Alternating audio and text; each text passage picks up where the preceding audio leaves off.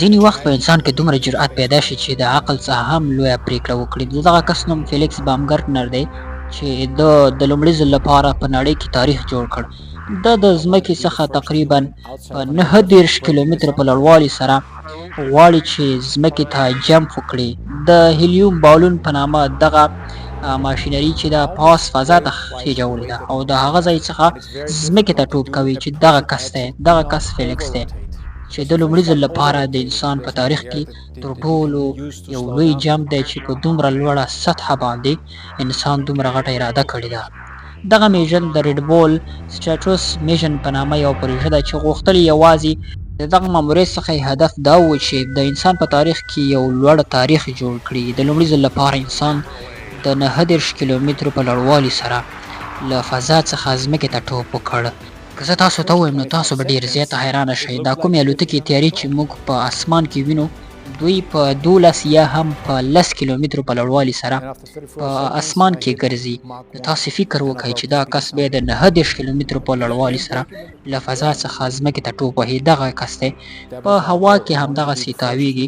تاسو ځمکې ته لیدلی شئ چې ګول ښکاري، یعنې دا دومره لوړ ختلی دی او هغې ځای څخه یې جمپ کړی دی.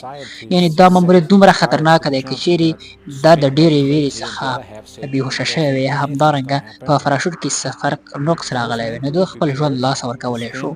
نو د دې جرأت ته سلام. جمپ وهونکی فیلیکس دغه دی.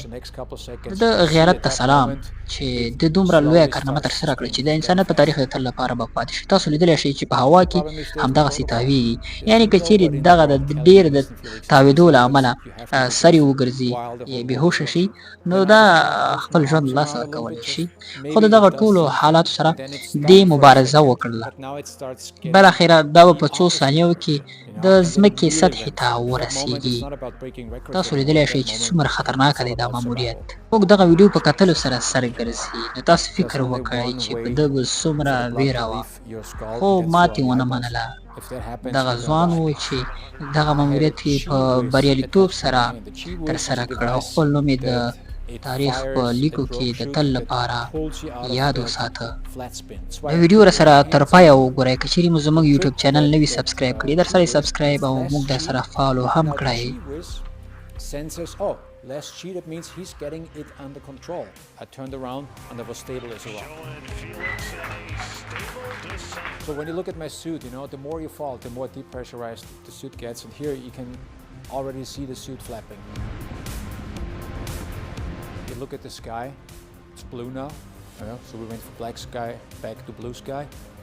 دغه د فیلیکس نور د ځمکې سطحې ته نږدې شو، غواړي چې خپل فراشوټ خوشي کړي او دا د فراشوټ یې خوشي کړ. په څو سیکنډو کې به دا د ځمکې سطحې ته ورسېږي او په ځمکه به پښې کېږدي.